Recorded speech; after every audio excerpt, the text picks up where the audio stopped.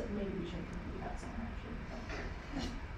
Okay, well that's not working anymore, but that's okay.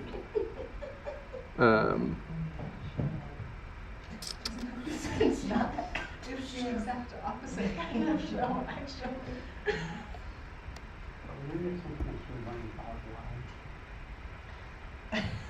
No, we're not out here trying to provide this comedy for free. You know what I'm saying? That's just what I call it. Disassociated. Sorry, y'all. Once this is good, we're okay. All right, let me close the door and then we'll get started. And we'll all applaud furiously together.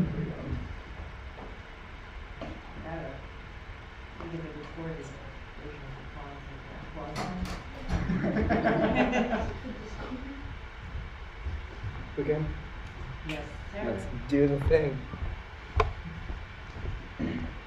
Hello, my name is Bailey Doomlau. I'm the director of this workshop of Keaton de Benedetto's A Sister's Storm. Just to let you know what the development of this has kind of been today, we got together for 4 hours and worked our way through the script.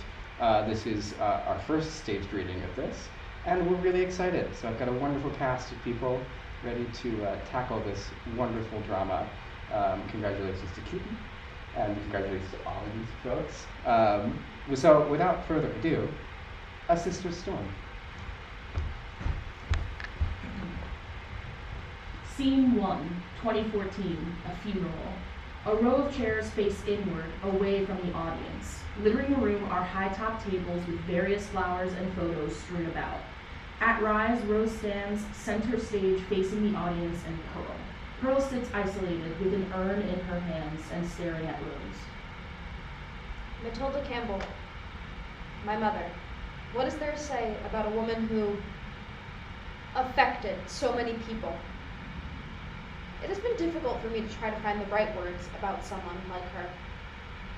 I knew this day was coming for a long time now, and over the years I've written many drafts of what I might say today, but none seemed fit. Even the words I'm writing right now feel wrong, but I hope they still do justice to the woman my mother was. My mother was a woman who faced many struggles and obstacles in her lifetime, just like everyone, and just like everyone, they were not her fault. I know that she tried her best for my sister and I, that her mistakes, no matter how big or how great, came from a place of love. In her final years, my mother and I were not close, but it is in this reflection of her life that I'm reminded of the importance of forgiveness. I truly hope my mother may find peace in the afterlife, free from burdens that weighed her down in this lifetime. Thank you all for coming to remember my mother with my sister and I, and embracing her complicated life.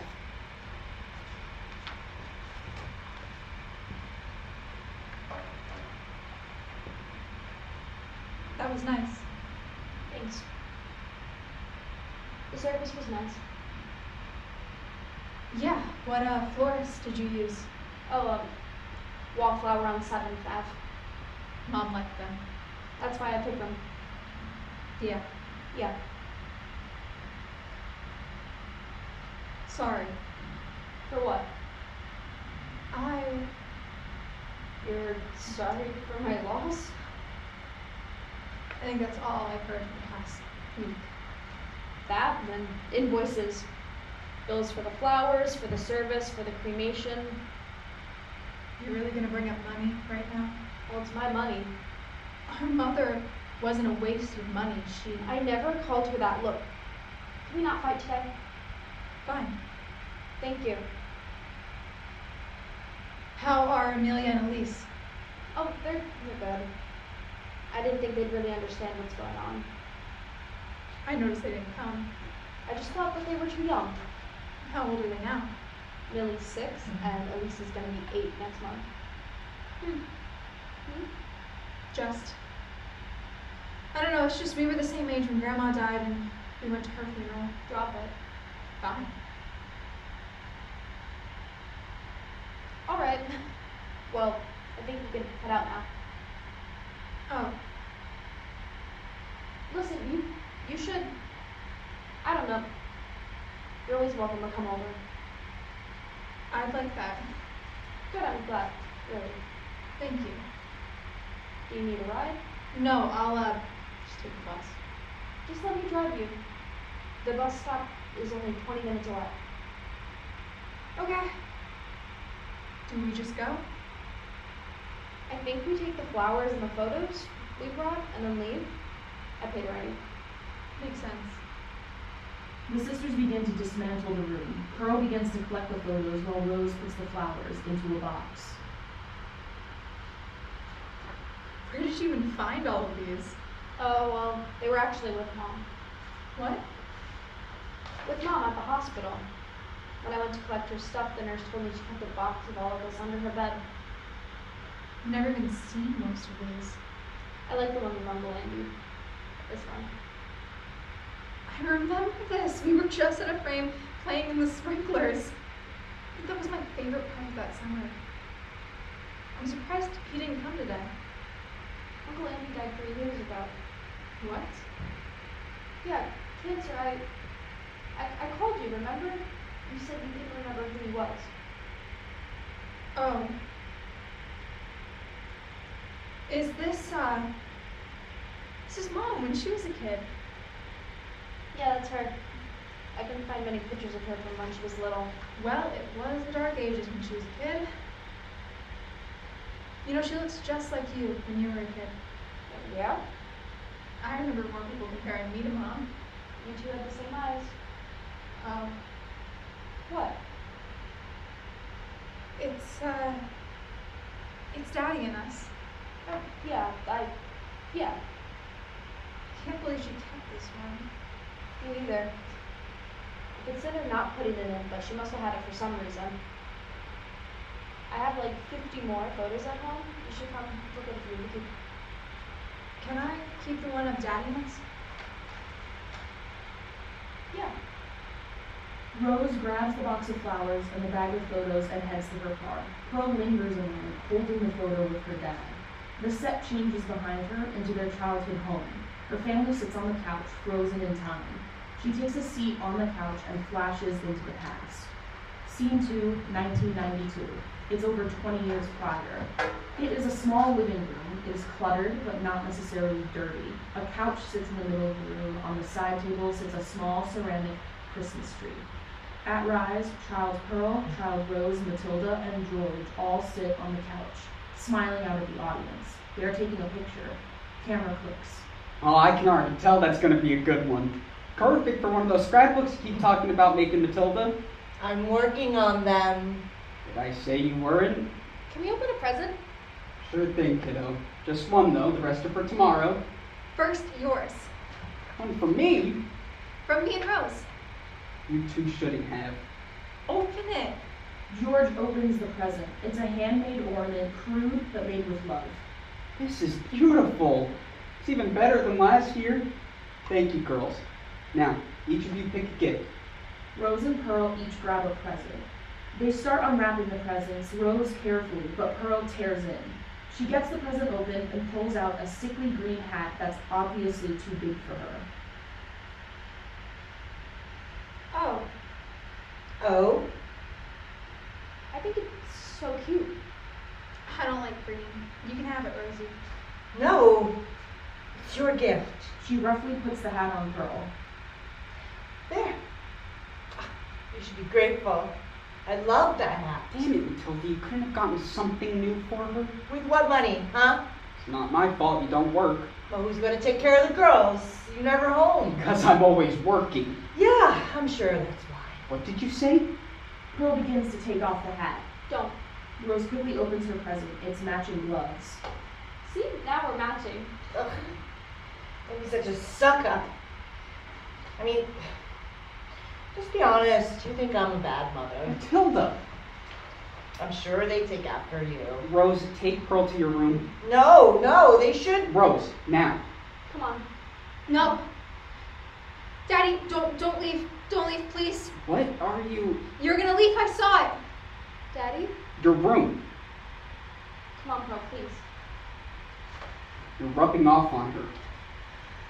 Are you going to neglect her like you do to me? You're full of shit, you know that? And you're a Son of a bitch. Daddy! Pearl, don't. Dad! Pearl freezes. Matilda and George dismantle the room and turn it into Rose's living room. Pearl looks around confused before sitting down on the couch. We are now in the present. Scene 3, 2014, same day as the funeral. Rose is home. There's a couch with a coffee table with a few magazines on top and front and a small table on either side as well. One with a lamp, the other with a deck of cards. By all means, the room would fit in any home decorating catalog if not for the few scattered toys. At Rise, Pearl resides on the couch, sitting on her hands with the small urn sitting next to her. She looks around, unsure what to do alone in the room. She tentatively reaches for the magazines and absentmindedly flips through one. Rose enters with 2 cups of coffee and a small box of photographs. I'm sorry about the mess. Where? I guess you're right. I grabbed the ones that I really wanted, so you can take as many as you want. The leftovers. What? Nothing. Okay. I'll just take the box and bring back whatever I don't want later. That works. Good. It's quiet. I thought the girls were home. Oh, no, they're at their father's. We took them for a few days just while everything's happening. Oh. He's finally all moved into the new condo that he was looking at, and we thought that it would be best if they weren't here. So you guys are... It's finalized, yeah. I'm sorry. Don't say that. Thank you, but don't say that. Rose looks at the side table. She picks up the deck of cards, opens them, and begins rifling through them. Oh! I forgot about this. Elise found something for you. I think it's a little morbid, but she wanted me to show you. I got these for Elise a few weeks ago, and she loves Harry Potter, so I thought that she'd be interested in playing with some tarot cards, and she found this card and said it looked like... She finds the card she was looking for and hands it to Pearl. She said it looked like you. This is the tower. That's what Elise told me. No, the tower is bad, Rose. I know, and she told me, matter-of-factly, that it means destruction, but with the biggest grin on her face, I guess I should just be glad that she knows they're toys. Toys? Rose, this is really bad. Well, the illustration is certainly not the most flattering. I have to say, I don't see it. No, not that. This is a bad omen. Please don't tell me you I don't read believe this in article on how tarot You know this is is part of the nonsense, occult, that Pearl. it's a way Just for be Satan. logical. There's real proof of it. Fine, then explain to me proof. Don't patronize me. What do you want me to say? I'm serious. Pearl, stop. This card brings bad stuff. It's a bad art project at best. This means... Oh my God, this means nothing. I need to leave. Sit down. No. Rose grabs Pearl. Let go. No, you need to wait a minute. No. Pearl, it's obvious that between this and Mom, it's triggered another episode and we need to... No. Please, I'm worried about you. Well, you should be. Not because of that. Why not? Pearl, Keep doing that. I don't understand. You talk to me like I'm a kid. I'm an adult. I'm sorry. I'm not having an episode, Rose. And I don't want to go to the hospital. I won't. Okay. Promise? Yeah, just call me every day, okay? I will. And don't forget about your medication. I can pick them up for you. Rose. Right. Do you want to ride home? No. Are you... Is it? Rosa. Pearl exits. Rose watches before sitting on the couch. She pulls a small notebook from her purse and begins writing. I don't know how I was so stupid. Of course Pearl was on one of those ridiculous conspiracy forums that she believes in the supernatural shit. Does she really think so low of me that I would buy these cards for my daughter if they were real? It's not that. I know if she was thinking at all, she wouldn't believe in this. She wouldn't be having an episode. I just wish that she would have stayed in therapy. It makes her better. But no! Every therapist is out to get her money. My money. It's a miracle that she stayed with the psychiatrist at least. Matilda enters, holding child Pearl's hand. They begin changing the room to a doctor's office. I don't know what she'd do without them. No, I know exactly what she'd do without them, and that's what scares me. Rose takes her place next to her mother as the flashback begins. Scene 4, 1993. A few months after the prior flashback. A doctor's office. There's an examination bench and another small chair in the corner. Despite being a doctor's office, it doesn't feel suffocatingly sterile, just clean. At rise, child Rose stands in the corner next to her mother Matilda, who sits in the chair. On the examination bench, small and nervous, sits child Pearl. She holds a small stuffed animal, a dog. Enter the doctor. Hello. Pearl, today's appointment is going to be a little different from what you might be used to. Is that okay? Okay, Mom, I need to ask you two to leave the room while I ask Pearl some questions. Well, why can't I be in the room? Pearl won't know the answers. Well, the questions I have for Pearl don't have any right answers, and sometimes kids have a harder time talking about how they feel with their parents around. Pearl and I don't have secrets. She'll answer with me here. I have to object. Come on, Mom. No, I didn't want to come in the first place, but if I have to, I want to know what's wrong with her. And you will, after I'm done with my questions. Mom? Fine. Thank you. Do you like dogs, Pearl? I used to want one, like, really bad. Used to? Not anymore? No, not anymore. Why? I don't know. All right. So I just have a few questions for you. There's no right answers, so just answer as truthfully as you can, okay? All right, good.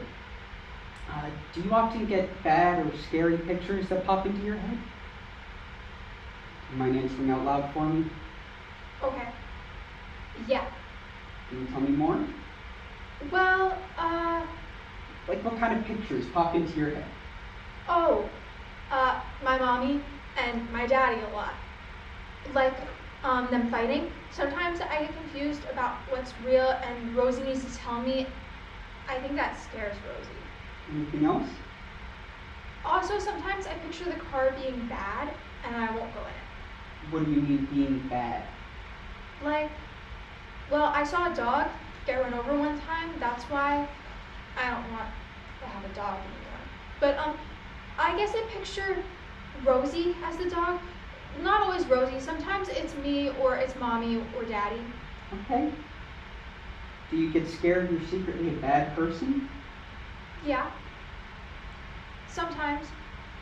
Sometimes when I get the picture of the car being bad in my head, I don't know, it's because of me that everybody gets hurt. I don't want to picture it. I don't want it to happen. It's just in my head. I know you don't need to. Are you superstitious? Superstitious? Oh, superstitious means you believe in impossible things. Like fairies. No, more like you believe certain things cause totally unrelated things. Oh. I don't know. What about, do you think stuff you do affects things like the weather? I mean, yeah. I don't know, sometimes. Yeah. You're doing a good job. Did I pass the test? This isn't a test you can pass. You're doing a good job. So, There's a pounding at the door. The doctor opens it and Matilda pushes in. That was enough time. all right, no worries. I think I have enough information anyway. I didn't give Pearl the full test, so I won't say this with total certainty, but I do believe that Pearl has something called OCD, obsessive compulsive. Obsessive compulsive disorder. Yes. Is there a family history with the condition? I don't believe in OCD. I understand that mental illness can be difficult to understand, but it is very much real. Well, a doctor diagnosed me years ago, but all the meds did was make me feel numb. These medications are just another way. A side effect of medications are numbness, and often medication will only take you so far, but there are other treatments. Have you tried therapy? This isn't about me. OCD. Is that all you have for me? It is highly uncommon that a children Pearl's age show symptoms like this. If we jump on it now, get her in therapy, give her healthy coping mechanisms. I can't believe I had to pay for this bullshit. We're leaving. Ma'am, I have to insist. No. Please. Fuck off. She grabs Rose and Pearl and pulls them out of the room. Pearl is pulled out, but Rose is left on stage. The room around her changes to her living room. Scene 5, 2014, Rose's living room. It's not quite as perfect as it was before. The coffee cups and cards have not been put away, despite it being the next day. At Rise, Rose stands center stage. She pulls out her phone and dials. It rings a few times before she is sent to voicemail. You got Pearl? Leave a message after the beep. Pearl, I need you to call me. I'm worried. You said you were going to call me every day, and now you aren't even answering my texts. I know you said you want to be treated like an adult, and I'm trying, but I just need you to do this for me. Please, call me back when you get this, please. She puts down the phone. She goes back into her purse and pulls out the notebook. I know she hates this, but I just don't understand what she expects of me. She says she doesn't want to be mothered, but is constantly acting like a child. If I don't mother her, she'll destroy herself. If I do, she hates me, and the same thing will happen. I'm damned if I do, and damned if I don't. No, Pearl's damned if I do, and damned if I don't. The scene changes behind her as she continues writing. She sits on a bed and becomes Child Rose. Scene 6, 1993, a few months after Pearl's doctor appointment. It is a children's bedroom. There are 2 beds on either side. There are some toys around the room, but it's surprisingly tidy for belonging to 2 young girls. At Rise, Child Pearl sits on the ground coloring on a piece of paper. Child Rose sits on the right bed, writing in a diary. After a moment of the girls coexisting, yelling is heard off stage. You ungrateful son of Don't a raise bitch! your voice like that. The girls God. will hear. Good, let them hear how their father is a cheating lowlife. What did you expect me to do, Matilda? All you do is lay in bed and cry or get wasted all day, every I day. expected you to take care of me, not sleep with any floozy little whore. Don't you say that about her. Whore. Shut up! A plate is heard breaking as if thrown. Pearl runs to Rose and climbs into bed with her. You crazy bitch! Get out! Fine, I'm done. Door slam. Matilda enters. Hi, sweethearts. What you doing there? Little cuddle bugs.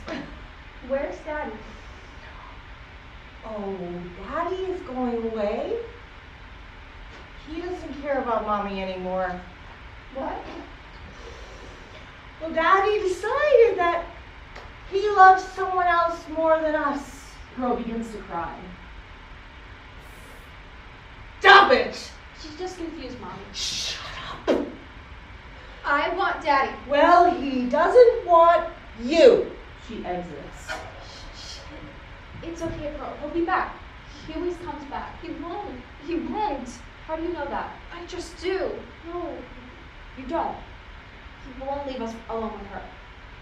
What's wrong with Mommy? I don't know, but Daddy will come back. He has to. But he doesn't want us anymore. It's not true. This is all my fault. No. Do you want to color some more? Come on, I'll color with you. Fine. Child Pearl sits back on the ground where she had been coloring earlier. Pearl begins to change from coloring to writing in a notebook. Child Rose puts a hand on her shoulder before beginning to change the scene from their bedroom to Pearl's apartment. Scene 7, 2014, a few days since the sisters last spoke. A dingy room, the main room of Pearl's studio apartment. A couch is the primary piece of furniture. Next to it is a nightstand with a lamp, the framed photo of the sisters and their parents, and full pill bottles. The room is a mess, clutter everywhere. At Rise, Pearl sits on the ground writing in a notebook.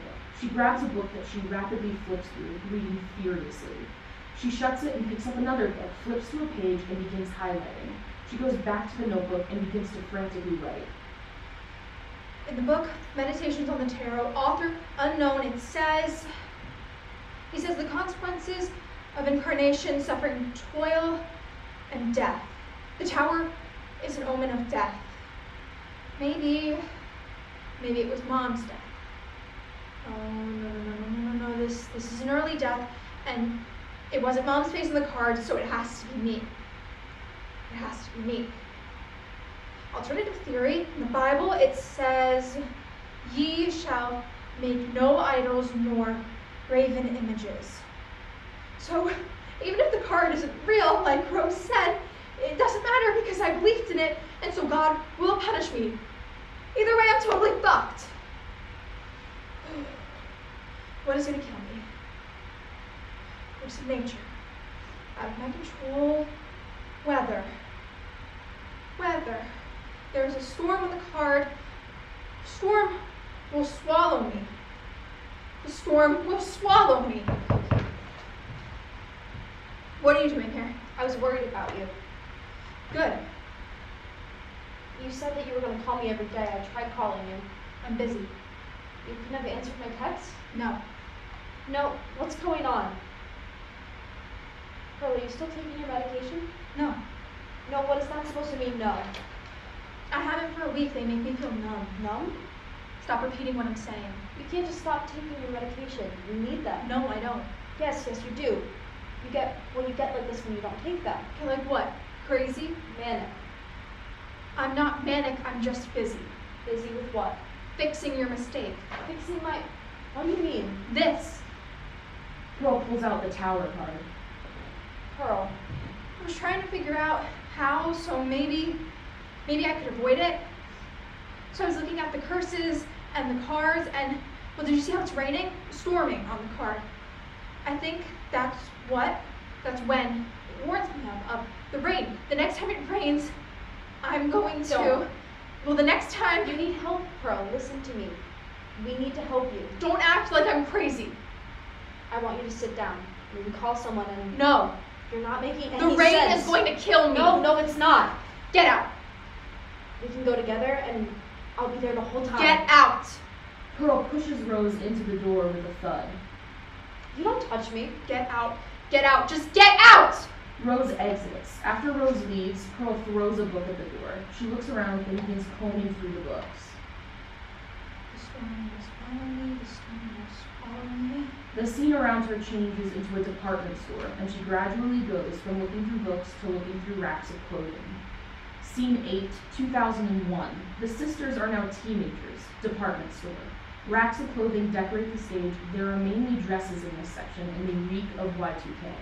At Rise, Teen Rose and Teen Pearl go through the racks. Pearl pulls out a neon pink dress. What do you think of this one? Well, That's a no. Rose pulls out an ugly multicolored dress. how do you like this one? Seriously? But it's cute. No way. It's your dress. Oh, Rose pulls out a simple white dress. this one is perfect for you. I love it. Pretty perfect for a first date. It's not a date. It's just two friends having lunch. And a walk in the park, that's more romantic than any guy my age. Quit it. Okay, only if you tell me everything about your not date afterwards. Promise? Sure. How much is the dress? Don't worry about it. How much? It's 40. Do you want to try it on, or do you think it'll just fit? I don't have 40. I was hoping to get some birthday money tonight, so maybe we could come back tomorrow. I think it'll fit. Let's just go to check out upstairs. Rose, I said I don't have enough. I know. That's why I'm paying. What? Happy birthday. But Nope. We don't have time to argue, or we'll miss the movie. what movie? I wonder. Could it possibly be the movie that you were talking about for 2 weeks? Moulin Rouge? Come on! Teen Pearl runs off stage to check out, and while Teen Rose takes a few steps towards her, she stops and stands stuck as the scene around her changes to her 2014 living room. Scene 9, 2014, it's been a week since the funeral. We were in the living room of Rose's home. Clutter has piled up farther, clothes and dishes littering the room. At Rise, rain is heard pouring down. There's a knock at the door. Rose goes to the door and is startled to open it and see Pearl. There's a flash of lightning. Pearl? Are the girls home? Oh, no. What are you Good, I don't want them to be in any danger. in danger? Why would they be in danger? What are you... How are you doing? I'm fine. How are you feeling? Good. No, I need help. Then I'm glad you came. I'm gonna call ahead to the hospital and we can get some stuff packed and then What? No, what are you talking about? you said you needed help. No, not like that. Right. Thunder. It's raining. I've noticed. It's raining. Yes, I heard you. You know what rain means? Another flash of lightning. The rain means nothing, Pearl. It's the first time it's rained since the funeral. Do you really not remember? There's nothing to remember. You remember. Yes, fine, I remember. The rain is a sign that I'm going Don't to. say it. It means I'm. Pearl! You're doing it again. Doing what exactly? Acting like you know so much more than me. I know you always refuse getting help when you're obviously in another episode. I was on the card. You weren't, at least just thought you looked familiar. It doesn't mean anything. Would it kill you to just listen to me for once? For once, I've listened to you. I've listened to every fear and theory and idea you've ever had for once. This time it's different. You say that every time, and every time I've listened to you, you're not going to, nothing bad is going to happen. Tara, these fears, they're not real. But No, it's not real. And you're not going to die because of a toy. You're an adult, Pearl.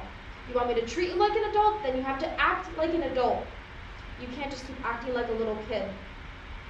I've let you act like a little kid your whole life. It's time to grow up. don't talk to me like you're my mom. Thunder. You're right. I'm not our mother. No, she was batshit crazy. She did her best. Well, that wasn't good enough. No, I had to do it all. Stop it. You think it was easy for me? No. You know what, Pearl? That's it. You don't want to be mothered? I won't mother anymore. Pearl takes a step towards Rose and Rose backs away instinctually. Are you scared of me? Pearl, You're either scared of me or sick of me. I don't know. Thunder. What? You didn't want to be mothered, Pearl. Don't act like you didn't push mom over the edge so you could play mommy. You don't know what you're talking about. Fuck you. I'm dying and you don't care. You've never actually cared. You deserve to be alone. If mom was as bad as you say, I hope you don't get custody of the girls because you're just like her. Get the fuck out of my house now. Rosie, I didn't mean. Go home. I'm sorry. Pearl exits. Rose goes in her purse and takes out her notebook. She flips through it before angrily tearing it apart. Scene 10, 2001, the living room of their childhood home. It is now filthy as well as cluttered. At rise, Matilda, older now, lays on the couch curled up tightly. She shivers. There's a beat before Teen Rose enters, followed by Teen Pearl. Mom, I need you to wake up. Going. Mom, wake up. Go away. There's some people here. Tell them to go away. I called them. Who? You need help. Pearl, Who did you call? people who can Rose! Who did you call? help. Matilda lunges at Rose, grabbing her and shaking her violently. Who did you call? Who did you call? The nurse enters. He rushes to Matilda and pulls her off of Rose. Get off of me! You can't do this! He can, I gave him permission. She's a kid. She doesn't know what she's I'm an talking adult. about. Rosie, sweetheart, tell this man I'm okay. No. Rose, maybe. Well, yes. Well, who's gonna take care of Pearl? I will. I've always have. Be quick. She takes Pearl by the shoulders and guides her out of the room as Matilda yells upsetedly after them. Scene 11, 2014, the day of the rain. Rose's living room. It remains uncleaned. There are a handful of empty bottles now. Rain, although lighter, is still heard from outside. At rise, Rose sits on the couch, sipping a glass. She stares out into space. She's a mess. She has obviously been crying almost constantly. She picks up the phone and dials. You got Pearl. Leave a message after the beep. Pearl, please pick up. I'm sorry. We should talk. I'll try calling again. I love you. Pearl, Rose is facing a police officer. Hello? I don't think you have the right house. I didn't call. Are you Rose Campbell? Yes? Do you have a sister named Pearl Campbell? Yes? I need to speak with you. May I come in? Yeah, no, actually. The house is a mess. You can just tell me now. I think it would be best if you took a seat. No, just tell me now. 2 hours ago, a car hit your sister, hydroplaned while driving up Park Avenue and went off the road. She was brought to Hopewell Medical Center. Rose shakes her head and turns into her home. Ma'am, wait. Hopewell, you said she was at Hopewell, right? I need to go. Your sister is dead. I'm sorry. No. I just talked to her a few hours ago. That can't be our last conversation. It can't end like this. She was out there because of me. It's all my fault. Scene 12, 2001, a few months after the hospitalization of Matilda. A room empty of furniture, the room rather being filled with boxes labeled things like living room, Pearl, kitchen, etc. At Rise, Teen Rose and Teen Pearl stand in the room and look around at what remains of their childhood home. I don't like this. I don't like it either. Then why are we leaving? Don't do this again. If you don't want to leave, then why are we leaving? We don't always get what we want. We only have enough money for a few more months here. Then stay here a few more months. And then what do? We have nothing and nowhere to go. I know it's hard to get rid of all of your stuff, but it's a fresh start. The apartment is so small. I know, but we just can't afford the house anymore. Did you try calling Daddy? Maybe we could stay with him, or maybe he could help with... I already tried. I'm sorry. I heard a rumor that my manager's leaving. Maybe I can get his job, and next year we can afford to move into a place a little bit bigger. I love you. You won't ever leave me, right? You're not getting rid of me. Rose holds onto Pearl's hand, but Pearl pulls away, slipping through Rose's fingers. Pearl grabs a box and walks off stage. Rose stands center stage as the set around her is changed back to a funeral. She pulls out a piece of paper. Scene 13, 2014, a funeral. Chairs face inward away from the audience. Littering the stage are high-top tables with various different flowers and photos strewn about. At Rise, Rose stands center stage facing the empty chairs, just like she had done only 2 weeks earlier. Pure silence. In one hand, she holds a small and simple urn. The other clutches a small piece of paper. We've come here today to celebrate the life of Pearl Vanessa Campbell, my little sister. What is there to say about someone who... When my sister was born, I was 3 years old, and it was the happiest day of my life. I was getting a best friend forever, someone to love and to be loved by. Even when we thought we hated each other, we were going to be there together forever and get through anything, because at least we'd have each other.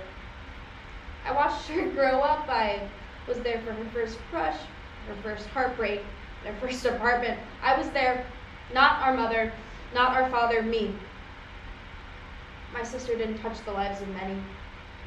She didn't have friends who knew how funny and how kind of a person she was, who knew her at all, who'll miss her.